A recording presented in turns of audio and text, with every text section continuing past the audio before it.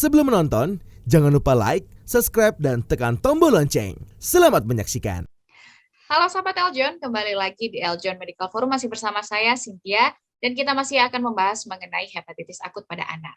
Hari ini bersama narasumber kita Dr. Rinaldi Lenggana, dokter spesialis anak. Halo Dr. Rinaldi, kita lanjut ya dok. Oke.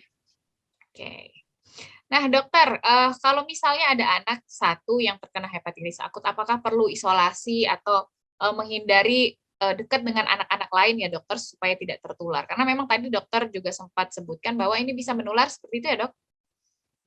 Iya betul sekali.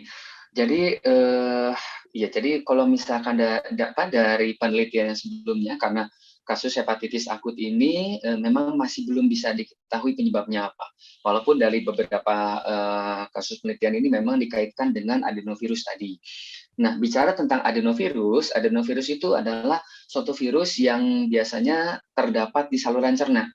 Jadi biasanya seorang anak yang terkena infeksi saluran cerna itu kebanyakan atau dikaitkan dengan virus adenovirus tadi, gitu ya. Maka dari itu, apabila seorang anak yang memang dicurigai adanya hepatitis tadi, yang hubungannya dengan saluran cerna, ya otomatis seorang anak itu kasarnya harus dipisahkan, harus diisolasi untuk mencegah penghindaran.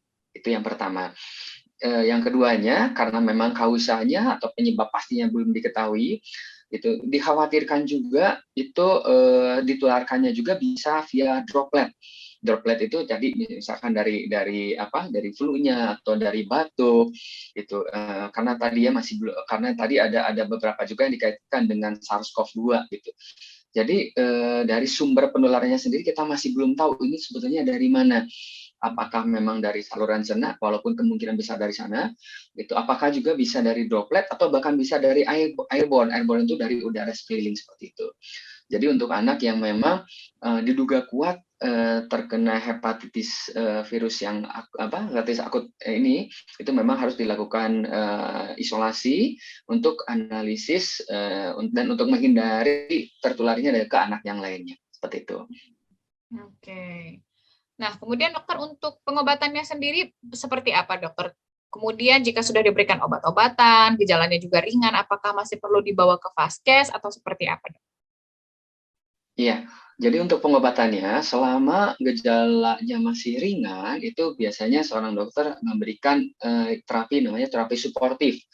Apabila ada demam diberikan obat anti demam, apabila ada mual diberikan anti mual, apabila ada rasa sakit perut ya bisa diberikan ini, untuk diare juga bisa diberikan obat untuk diarenya. Nah, tapi apabila memang tidak ada perbaikan dan apabila sudah menunjukkan ada gejala-gejala lanjutan seperti tadi ya yang kuning gitu, BAB-nya warna pucat, itu harus segera dibawa ke rumah sakit untuk pemeriksaan lebih lanjut gitu. Jadi yang paling penting adalah jaga imunitas gitu, perbaiki pola istirahatnya, pola makannya, juga menggunakan atau mengkonsumsi obat-obatan yang sifatnya adalah supportive treatment yang diberikan oleh dokternya. Itu. Dan apabila timbul gejala-gejala yang tidak diinginkan, gejala-gejala yang sedang tadi, itu harus segera dibawa ke rumah sakit untuk pemeriksaan atau observasi selanjutnya. Oke, baik. Kemudian Dokter Rinaldi, apakah ada aktivitas atau misalnya makanan-makanan yang perlu dihindari untuk menghindari gejala hepatitis gitu dokter? Iya. Jadi yang paling penting itu kita harus karena mencegah itu kan lebih baik daripada mengobati. Karena tadi adenovirus ini biasanya dikaitkan dengan saluran cerna, ya kita tetap jangan lupa cuci tangan sebelum makan. Jangan lupa cuci tangan sebelum makan, kita makan makanan yang betul-betul bersih. Kemudian apabila sudah ada gejala demam, mual, muntah, sebaiknya itu menggunakan satu piring untuk satu orang gitu. Jadi nggak boleh satu piring buat berbagi gitu. Kalau kita masih kadang-kadang kalau misalkan putranya ada dua kan disuapin satu, disuapin dua-duanya gitu untuk adiknya juga. Nah, jadi tetap satu piring sendiri, satu sendok sendiri, alat makan betul-betul sendiri, termasuk sikat gigi juga harus sendiri seperti itu. Nah, kemudian untuk makanan apa yang terbaik ya adalah makanan yang memang mengandung gizi yang cukup baik, artinya kalorinya cukup tinggi gitu ya. Cuma untuk kondisi penyakit kuning atau liver diharapkan mengurangi makanan yang berminyak, makanan yang mengandung kadar lemak yang tinggi seperti itu.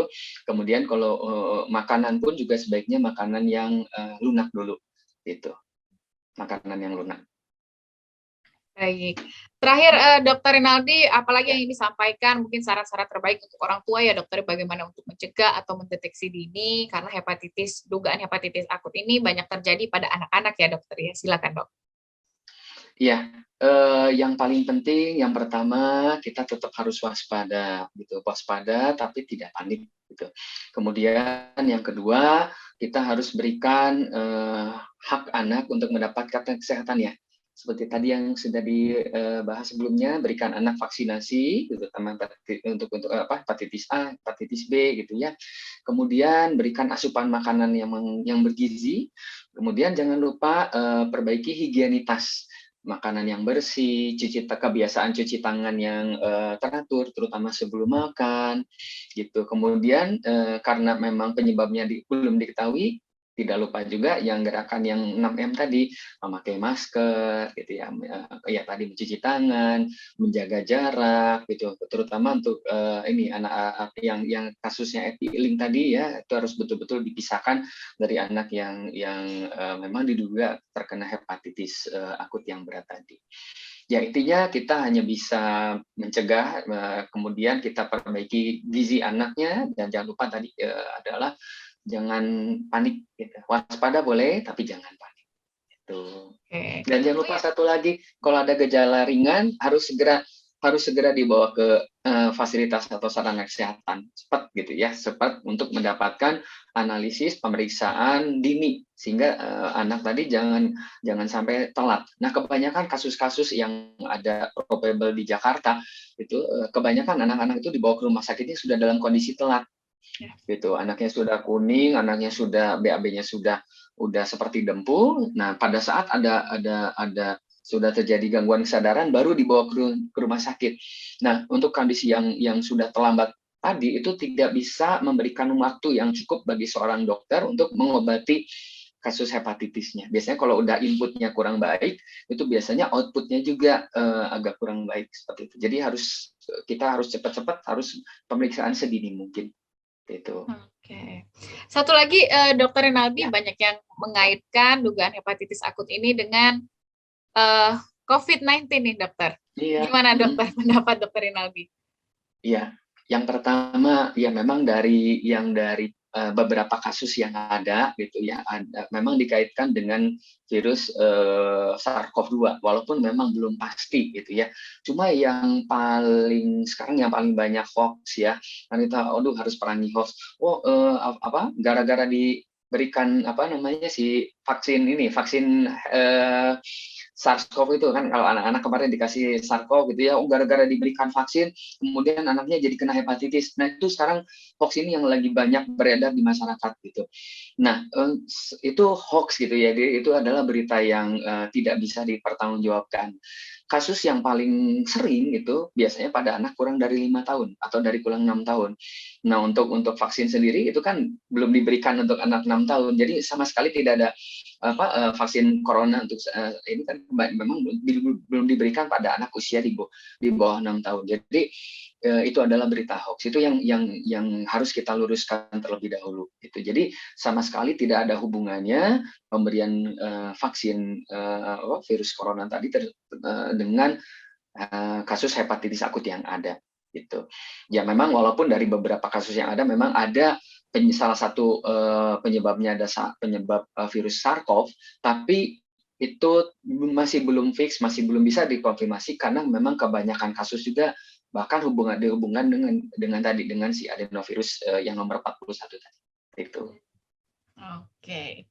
Baik, Dokter Rinaldi, terima kasih banyak hari ini sudah banyak sekali berbicara kita soal hepatitis, kemudian juga kaitannya dengan anak ya dokter. Terima kasih banyak Dokter Rinaldi. Sama-sama, terima kasih Mbak Cynthia. Terima kasih juga Eljon Medical Forum, selalu menginspirasi dan selalu maju. Baik, terima kasih dokter. Dan sahabat Eljon, itu dia tadi ya, kita sudah mendengarkan ya soal dugaan hepatitis akut. Jadi tadi sudah kita ketahui gejalanya seperti apa, pertolongan pertamanya seperti apa, yang walaupun penyebabnya masih diperdalam sampai saat ini, tapi kita tetap harus tadi ya melakukan pencegahan, dan juga yang paling penting adalah tetap waspada tapi jangan panik. Dan juga yang terpenting, ketika anak tadi mengalami gejala-gejala yang sudah dijelaskan oleh Dr. Rinaldi, segera bawa ke fasilitas kesehatan, segera lakukan pertolongan secepatnya supaya bisa ditangani lebih cepat dan menghindari risiko-risiko yang terjadi. Kemudian pencegahannya kita bisa melalui tadi menjaga higienitas pada anak, kemudian juga gizi ya, pola makan dan lain-lain, serta vaksin hepatitis juga mesti diberikan pada anak dan merupakan hak pada anak ya. Jadi bisa dilakukan pencegahan, tetap waspada, dan segera lakukan penanganan yang cepat dan tepat ketika anak merasakan gejala-gejala yang tadi sudah dijelaskan.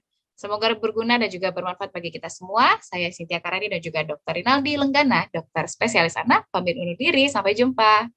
Si Patrick dan Tuan Krep lagi tamasya. Diklik subscribe-nya ya.